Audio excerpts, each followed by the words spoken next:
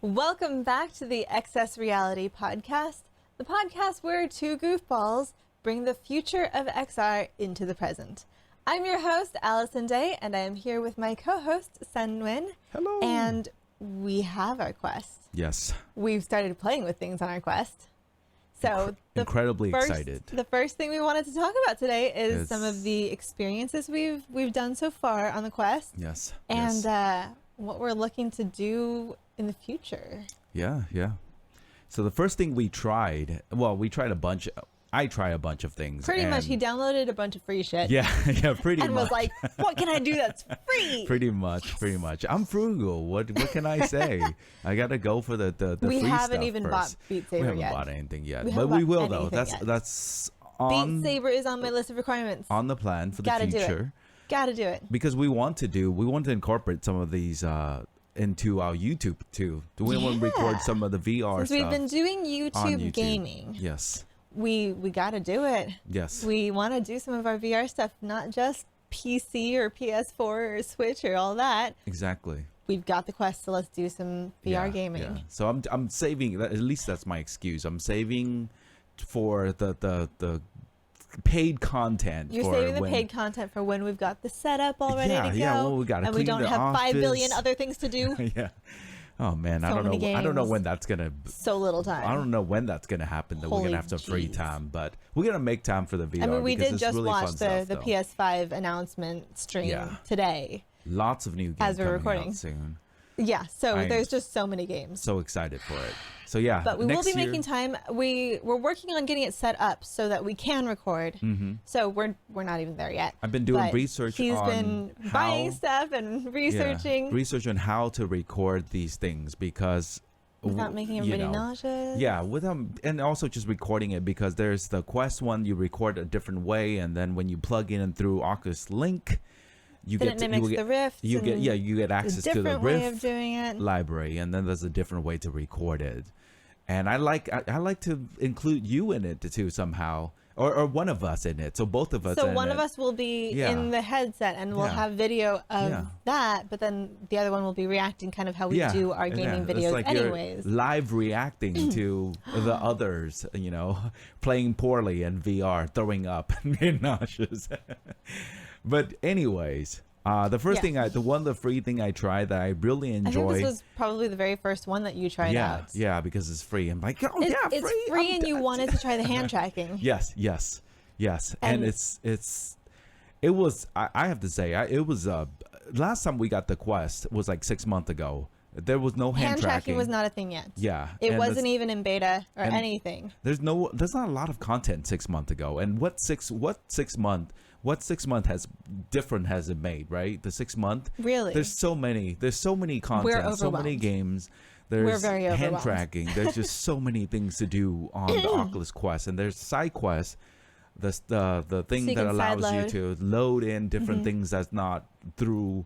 The Quest Store, and that opens up to so much content. To do so little time. And we're gonna leave all these links and stuff in the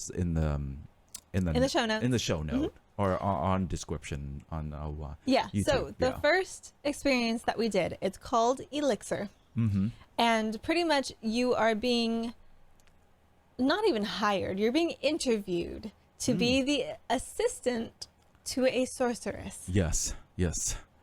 And screwing everything up. Yes, and it was wonderful. It was a magical experience, not because you're a sorceress, but it's magical in many sense. And I think the whole time he was trying this out, he was like, "I feel like I'm at Universal Studios. I feel like I'm at Disneyland. Allison, you gotta see this. It's so cool." It's like it's fake, but it feels like you're transported into a different place. The immersion of VR. Yeah. You don't really realize it when you're watching videos. Yeah. But some of these experiences are just so immersive. It just doesn't translate and it's into just 2D. So cool. It's just you have to try some of these things. Like it does it when you watch these things.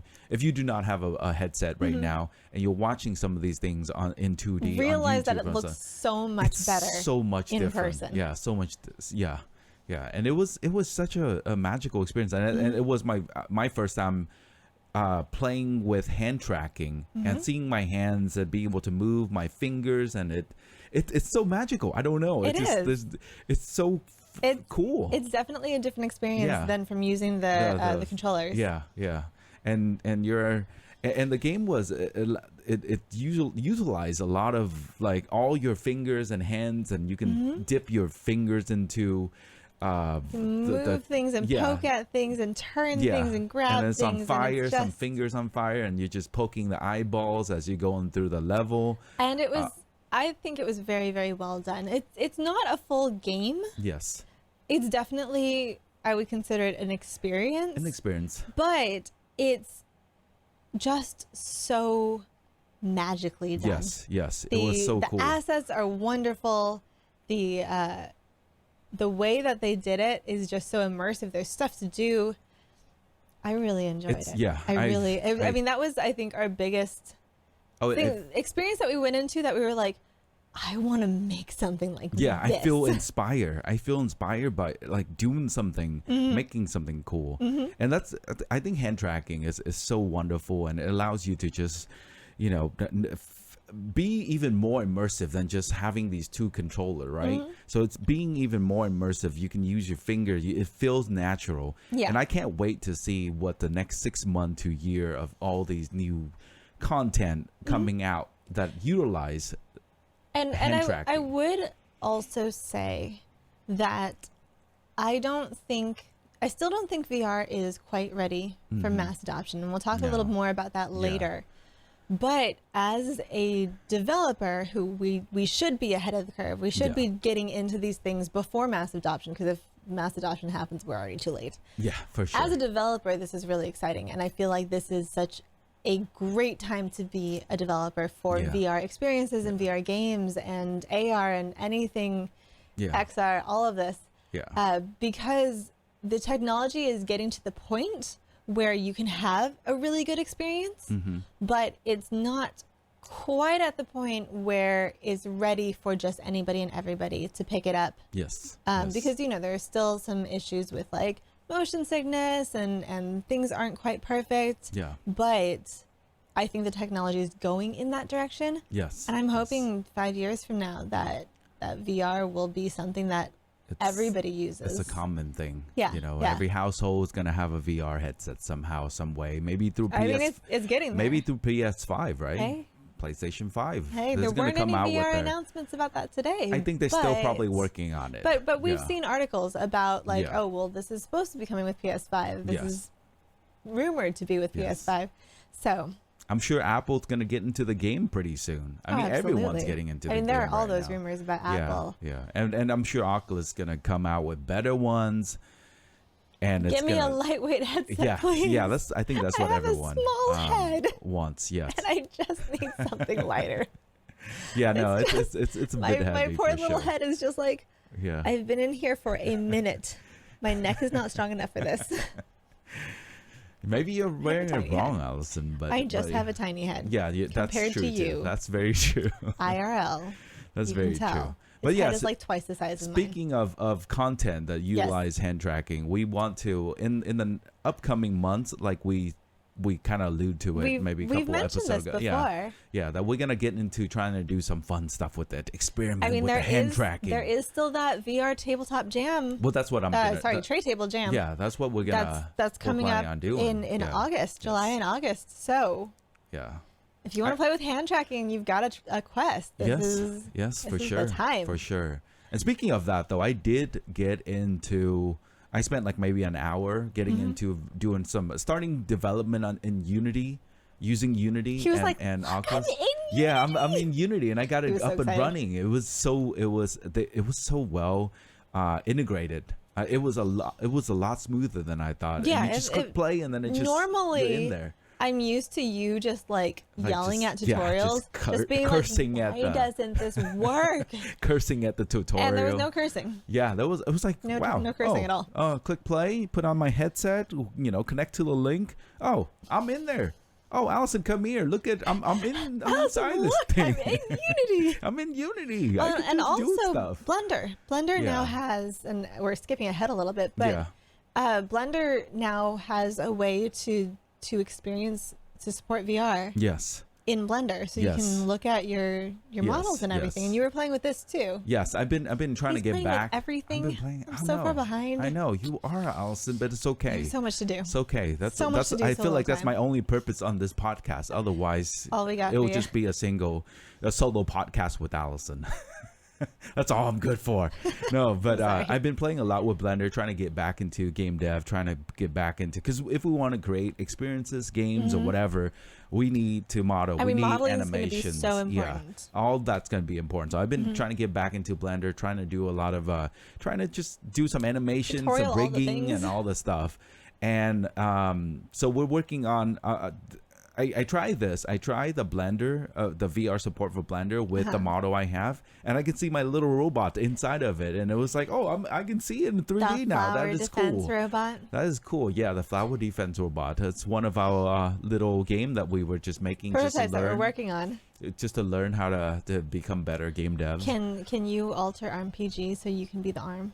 Maybe I can be an arm and just hand tracking. With hand tracking. Yeah, that would be funny, right? Scoot. Yeah. Oh, that is a wonderful idea. Just macking things. And if you guys want to check out RPG, I think that's one of our first game prototypes that we did. That was one of our first prototypes. This year.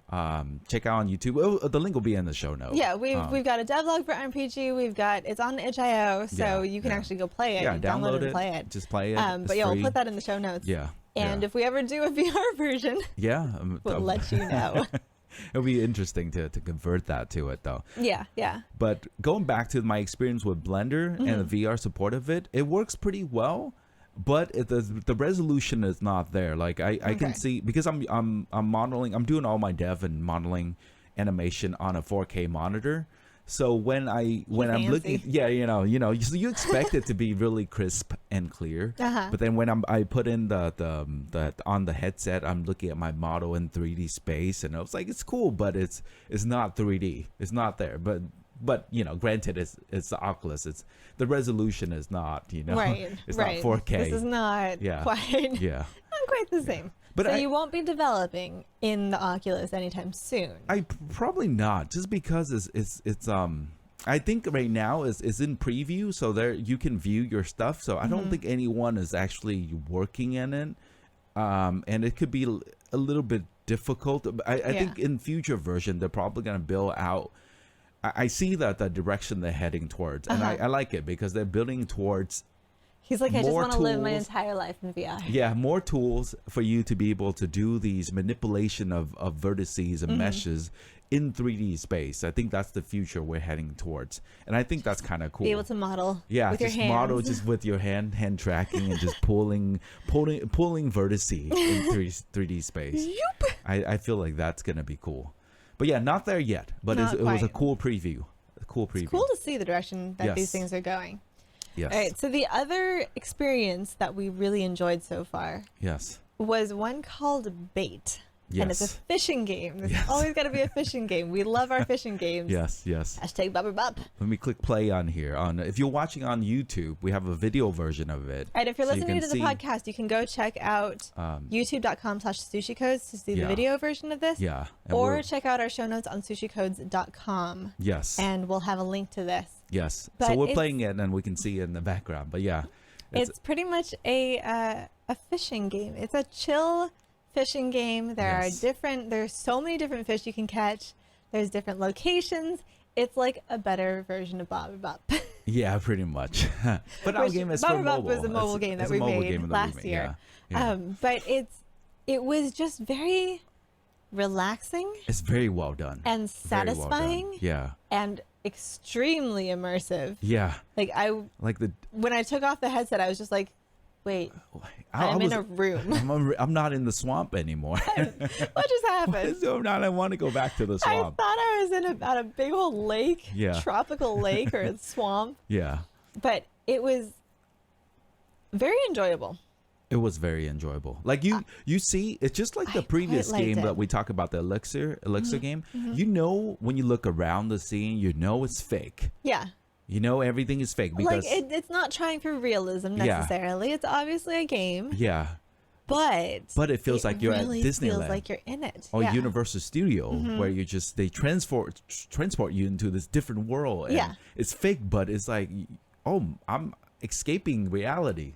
So it's just really polished, really well done. And you got pretty addicted to this game, Allison. I left you out there. We cleaned up the living room for our VR. Move the table. We've got our VR space now. And Allison I left her out there and I came back an hour later and she's still playing. I'm still playing. But I mean, that was also something that I found really cool about it, because I'm not always able to stay in VR games that long. Yeah. Because I do have a tendency for motion sickness and vertigo, and for the majority of the game I didn't have problems with it. Because like fishing, you're pretty much just sitting still and like throwing the thing, reeling it in, so there's not much motion happening. The only place where it was a little odd for me was in the store scene.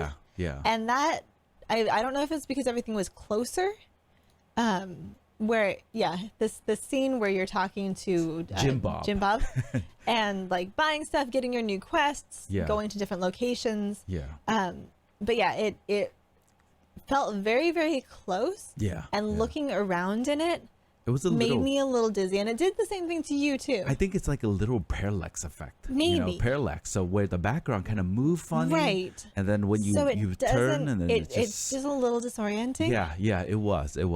I think if you don't, pay attention really cool and really well done. Yeah. But like that scene did make me a little dizzy. But then the main scenes where you're just fishing, I was totally fine.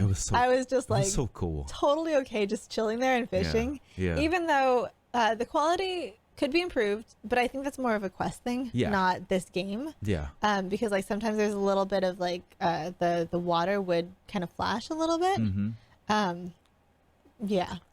But yeah, I mean we're talking about the hardware that still needs to be right. It's not hardware the best problem, hardware. Not a problem with the game itself. Yeah, but it was.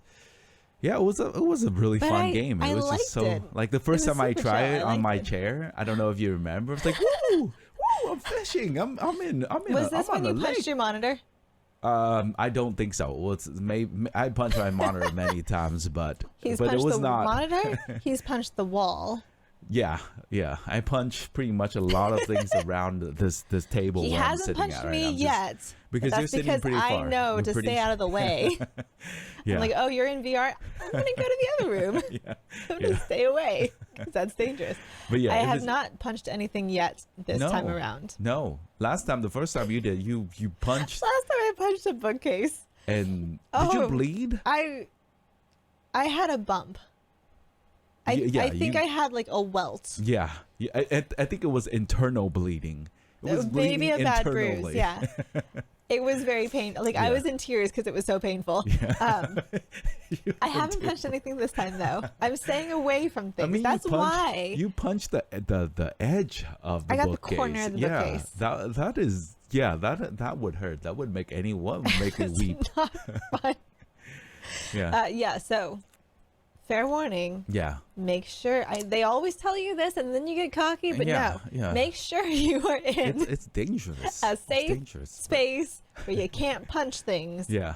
When you're in VR, he's gonna break one of his monitors one of these days. That's why I kind of slide back a little bit when I'm doing this because. But then you get turned around and you punch the wall. And then you get disoriented because there's many times I'm doing different things and I'm like, I yell at Allison because we share the office. Am I facing the wall right now? Tell me, because I'm about to punch something right now. At least you know to ask, though. Yeah. At least you're self-aware enough to ask me instead of just going for it, and then we have a hole in the wall, and then and I have to deal to the broken fist. I think I'm more worried about going to the ER. Yeah, with everything that's going on right now. But yeah, it was a fun game. I really enjoy it. It's free. Mm-hmm. And I think both of these experiences that we talked about are free. Yeah, and I think because he's going for the free stuff right now. I believe there's in the game. There's in-game purchase. There's in-game purchase, so it's kind of like going towards the mobile game model, which is fine. I'm happy with that. Like, I'm cool. I don't have to buy anything. I'm good. Free game. I'm down with that. So yeah, in the near future, there's a lot of games we want to try. So this is my question for you. What are some of the games or experiences that you've been looking at that you want to try out? Oh, all of them. I mean, Beat Saber, obviously. Beat Saber. What else? Half-Life? Half-Life, especially Half-Life Alyx. So I'm really looking towards to that one because that's going to be really immersive. I know there's that Iron Man one that's in development. In development. I don't think it's out yet. Man, I'm a little scared of that though because I feel like flying as Iron Man, I'm gonna get so dizzy. I don't know about that. I would. Like, hopefully they're taking that into account. I hope so, and I think that brings it to the point where we talk about how you were saying you don't think it's ready, and I don't know if this is ever gonna be ready in the sense of. I don't think it's ready, but I think it's a known problem. Yeah, and so many people are working on it. So are we talking about the same thing here, Allison? I'm talking about locomotion. Are you talking about?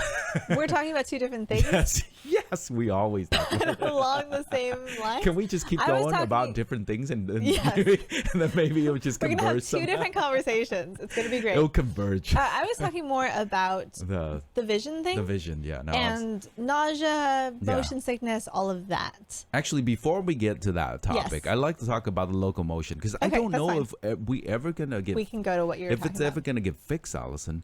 Especially with locomotion of because right now games that moves locomotion, you're talking about moving in the game. Yeah, a game that moves you. Okay. Without you moving. We're not talking about this link.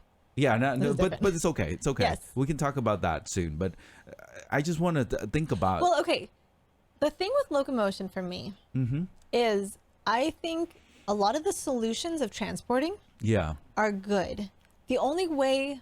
And of course, I'm not an expert. I'm just kind of saying stuff. Yeah. But I feel like the only way that you're going to solve locomotion is with external tools, because I know anyone who's been looking at VR stuff, you've seen like the treadmills. Yeah. That you can walk around, walk in any direction, and I feel like that is a good way, a reasonable way. If they can get the treadmills working well enough, then you can actually move around and feel like you're moving around, and like the locomotion is never going to be solved if your body isn't experiencing the same. Yes, because there's a disconnect. Yeah. And then you feel nausea. Right. It's like I'm moving, but my body's not moving. Yeah. And that was actually an interesting thing that you observed when you were playing all these different experiences and stuff in the last week, is that when you're in a vehicle and the outside world is moving, you don't get nauseous the same way that you do. Not as bad, if your in-game body is moving. I'm gonna try. We can talk about that game next week, next podcast. But go ahead. Well, but I just thought that was really interesting because it's the same idea of being in a car in real life where you don't really feel like you're moving most of the time. But the world's moving by you. The key with that, Allison, is that what I feel like is when the reason why I didn't experience nausea so badly is because I can see the car, the frame of the car, that the spaceship that I'm in as it moves. Oh, it's a spaceship. Okay. Yeah, like a spaceship, but car spaceship. But it moves. It's a vehicle that moves. But I can see the frame. So you have a point of reference. Yeah. Yes. I think that's this is key. Actually something that even in real life is relevant. Yeah. Because in aerial arts. There's a lot of spinning. Yes. And you can get really, really motion sick from that. I see what you're saying. And the way that they tell you to train yourself is look at a point on your body. Yes. Because that will be moving with you. Oh, really? Look at the point in your body? I always thought that you look at your a hand point. or something. Yeah. I see. And that's turning with you. Oh, that's... You won't get as dizzy. Let me try that right now. All right, go spin. Go spin right now and see. Because like in when you're doing like hoop or something, you don't spot the same way you would if you were a dancer. Dancers spot, but aerialists that's what I was always taught, because you know me, I'm a classical ballet trained ballerino. So I've been taught He's never done ballet in his life. No, but you know, like we've done like we've done ballroom dancing before, and you twirl and stuff like that. I hate to be the one that's spinning, but you know, I spin. But you see ballroom dancers when they're doing those spins, but they spot. They're always spotting. Yeah, okay. That's what I was always. So dancers spot. Okay, all right. Aerialists do not. But aerialists also spin a hell of a lot faster. Yes. Because some of them are just like whipping around. What if you have not even an exaggeration? What if you have nothing to use as a point of reference? You can usually see some part of your body or your apparatus. I see. That's smart. Huh. So it's like, look at your foot, look at your hand, look at the hoop, look at something that's moving with you. Yes. That makes sense. Yeah. Oh, interesting. Okay. Yeah. But so that's why I feel like having that vehicle that is stationary relative to you. Yes. Helps. It helps kind quite of a bit. Center you. Yeah. And you don't feel as dizzy from it. Yeah.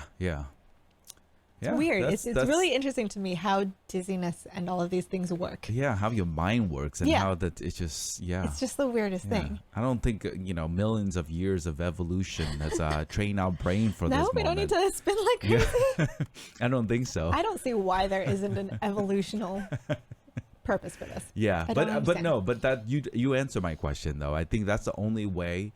Like you said, having a constant point of reference or moving with you. Or you're moving in real life, like those apparatus and stuff, which we're going to talk about next week, I think, right? I like haptic devices and stuff like that. We're going to talk about it next episode. I was like, we're talking about aerial apparatuses? No, yeah, we are. We're going to change this podcast all right, this is a circus podcast now. Go check out the Artist Athlete. That actually is another podcast that she talks about circus stuff. Oh. But anyways. We'll leave that in the show note too. Yes. Yes, but we'll discuss that more. But and we'll definitely be coming back to haptics. Yeah.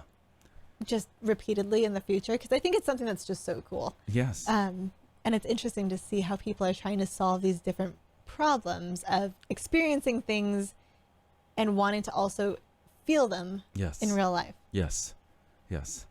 So next topic. Yes. Here, Allison. Yes. Is the Oculus Link update to improve visual stability of up-close content under fast head motions. So I think this has a little bit to do with the motion stuff that we're talking about, but it's interesting because they're using machine learning, artificial intelligence to kind of predict where you're moving your hands or the hand motion or the controllers or your head, so that they can show it, so that it doesn't, because when you move your hand, there's certain momentum, and it like most likely going to end up here, or if you're moving your head real fast, you're most likely going to end up here. So physics going to carry you to the next place. So they're trying to improve on that, and I think is in beta right now. Is I think V18 right now. We're on V17. Right, that's where we got hand tracking. V17, it just came out. Yes, on V18 they're gonna try to improve this. So I can't wait to try this out. I can't wait, and we'll report back. Absolutely. If things are gonna get better or worse or what not. So everything's going in different directions. Why is my hand over there? My hand's over here. What? It's like, no, you're doing it wrong. Either everything's great or everything's broken. Yes. So we will let you know. We'll let you know. Yes.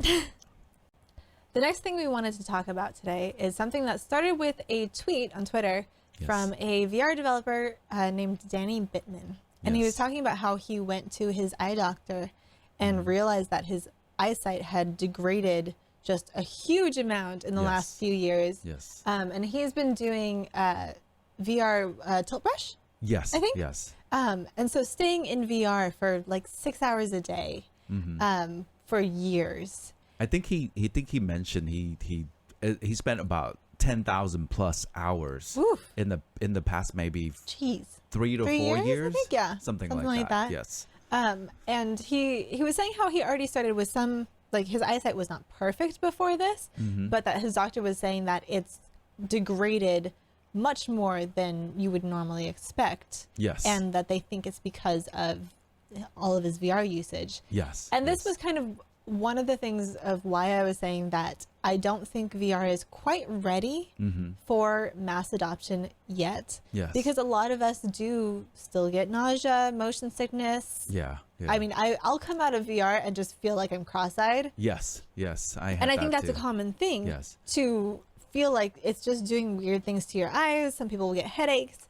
So this is a known problem. Yes. And do you know why that's the problem though? It's because of the close focal point. And it's a single focal too, right? That's instead of, so you're just focusing at this point for hours and hours and hours. Yes. And it's really close to your eyes. So you kind of are getting a little cross-eyed. I mean, it reminds me of how my parents, when I was a kid, used to tell me, don't sit so close to the TV. Yes. And you need to look outside every 20 minutes. And what did Make sure you're focusing on different things. And what did you end up doing the last decade? I'm a programmer.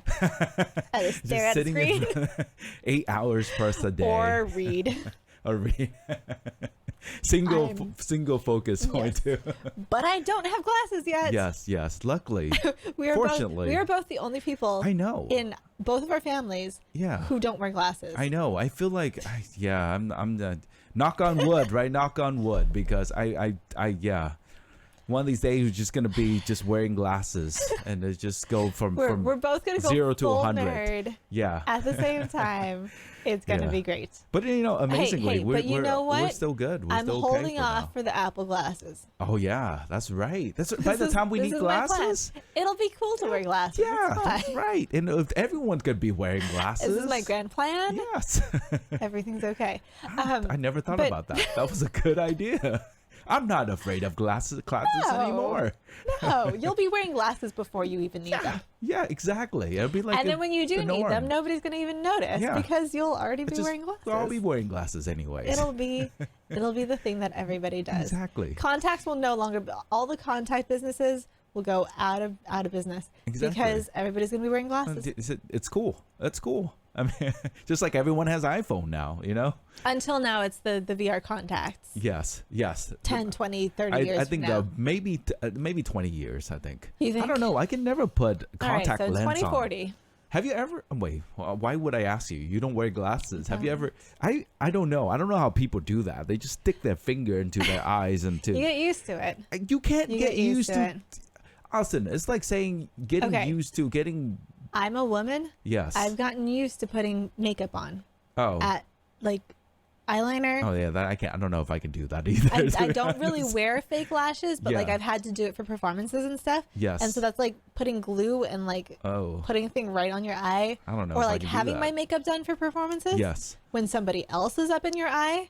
Oh yeah, I don't know. I'm not great at it, but I can deal with it. So you get used to it. I guess you really get used to it if you do it often enough. Yeah. But yeah, no, I've never worn contacts, not even like colored ones. It's just the thought of having something in your kind of sitting on your eyeball. Imagine if you get a piece of dirt or eyelashes just kind of stuck in it. That's when you have to take it out and. Yeah, no, but my point is like having something on your eye next to your eyeballs is it's so irritating, and now having a whole. It's because you're thinking about it. Oh. Anyways. But yeah, so obviously this is an issue, but I think it's an issue that just as with the motion sickness, this is something that people are trying to solve, because I know we've talked about like the variable distance thing that I think Oculus is working on. And then there's this other article that we had about using mirrors instead of lenses, because right now everybody's using lenses. And they're talking about how mirrors might be a better way to not have sickness, not have headaches and eye problems and all of this. So it's going to be really interesting to see how this all plays out. Yeah, if everybody's just like over lenses in a couple years, or if somebody else finds some solutions with lenses, or it's still a very volatile industry. Yeah, it's nobody really knows. Everything's changing. Yeah, and that's one of the big reasons why I keep saying that I don't think it's ready for the mass adoption yet, because everything's changing so fast right now. Yeah. There's so much. Everybody's figuring things out. It's becoming popular enough that I do think it will hit mass adoption. Yes. Eventually. Yes. But there are still big problems and important problems that need to be solved first. Yes. Because, I mean, every time we talk about VR on stream, for example, on our Twitch stream, there's always people who are like, oh, well, I tried it and I got sick and I don't like it. That was us. 6 months ago. It was us 6 months ago. It was we returned it because we were like, this is not ready. This is too heavy. It's not ready. I'm getting so motion sick out of everything. And I think the key is to know what you can take, your body can take, and stay away. But speaking of that, I didn't write this, I didn't add this to the topic we want to discuss today, but I did try out a meditation app. Meditation software experience. So fast. Yeah, a meditation software or whatever you call it, app experience on SideQuest. And I was like, you know what? I'm stressed right now. There's so much going on. I'm gonna meditate. I'm gonna use this the headset thingy, try to meditate. Put that on. And this thing is asking me to breathe. Put the little controller on my stomach or something like that. And when I breathe, it comes out and in, so it moves. So it control. So it can track your breathing. Yes, and every time I breathe in and out, I get moved in this forest. It like transports you through the forest. Yeah. So you're taking a journey through the forest. Yeah, and at first I was like, oh, this is kind of nice. I mean, it's so atmospheric. I feel like I'm in a forest. I hear birds singing. It's so peaceful. And then I started moving, and I'm like, nope. I'm out. I'm out of this. I'm like, I can't do this. I'm gonna throw up. The opposite of calm. Yeah, I know. So I think you gotta, now that we know what, at least for us, we know that we can't be moving in VR, or else we will get sick. Yes. So we know what we're capable of handling, and we kind of manage it. I am curious though if it's just a certain subset of people, or if this is everybody. That's what I'm trying to figure out too. So if you have used VR and you've done the kind of experiences where you're moving in, through space, how does it make you feel? Yeah. Are you the kind of person who gets nauseous just like us? Yeah. Or are you actually okay with it? Yes. Like, I want to know if we're just part of the subset of people who get sick from it, or can't handle it. Everybody does. Yeah. So we VR. All right, very informal poll. Let us know. Let us know on YouTube. Either on YouTube or in our show notes on sushicodes.com. Yeah. And we'll report back if the results of our very unofficial poll. We'll report back if anyone's like, we're gonna get a bunch of people who say, no, that's never been a problem. I don't know what your problem is. You're just weird. Yeah. You're just a wuss. That's it for this week's episode. Thank you so much for watching. For the visual version and our goofy facial expression, check us out at youtube.com/sushicodes. And if you want to find our podcast on your favorite providers, we are on iTunes, Spotify, and SoundCloud. And like always, for all of our show notes, check us out on sushicodes.com. And if you want to help support our podcast and our YouTube and everything we do, we are on Patreon at patreon.com/sushiday. See you next week. Bye-bye. Bye.